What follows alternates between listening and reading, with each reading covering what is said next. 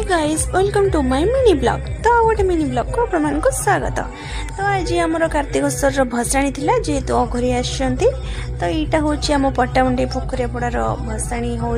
तो एटिकार थानपति ठाकुर तांकर भसाणी चलछि। तो अघरी एमती आम छुआ बो मु आम गिली नणदटे आम समस्ते मिसिकी बाहरी गलु टे ठाकुर दर्शन करिया लगी। ठाकुर को दर्शन कर आम आसलु अघरी ही दर्शन करिया लगी। तो सांग मैंने आम एमती आसीगलु। तो ये भिड़ माने लोक मैंने खचाखच जाम पूरा। तो ये देखला बेलू एत भिड़ आम तुम छिड़ा कौटी देखा कौटी। तो आम सैड कर लोक को जाए भिड़ भितर जाए पसई देखिलु।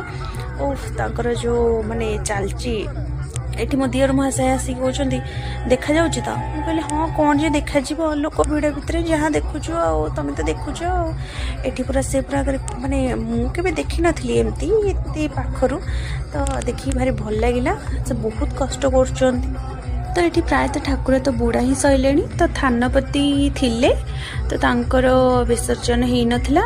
तो एमती डीजे आनी भी जेमिनी ना कौन एमती डीजे गोटे आसी।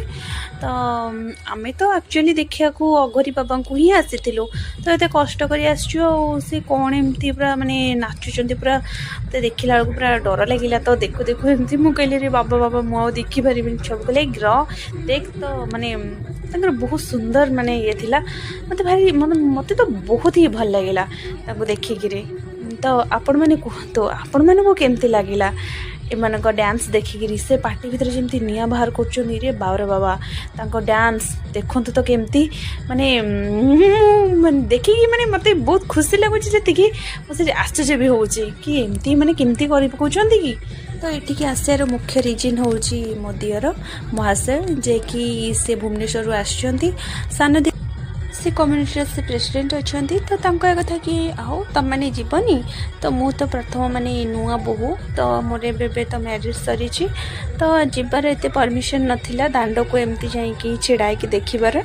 किंतु मो सासु माने तो बहुत स्वीट से बहुत भल माने कहीपरिनी माने कौ जन्म रे मु कौन करी केते पुण्य करी मु जानी। मत एते भल भल सासु माँ मिली जे कि मत सांगरे नहीं कि आसुँच कि चल आम बुली जावा। तो अंकर जो नाच डांस को माने एते सुंदर माने मो परिवार भी मो पाइछि भगवान को दयारु। देन आपण मानक जदि आम भिडियोटी भल लगुवा ताहले लाइक करिया को शेयर करिया को जमा भी भूली पानी। रहुछि सांग जय जगन्नाथ।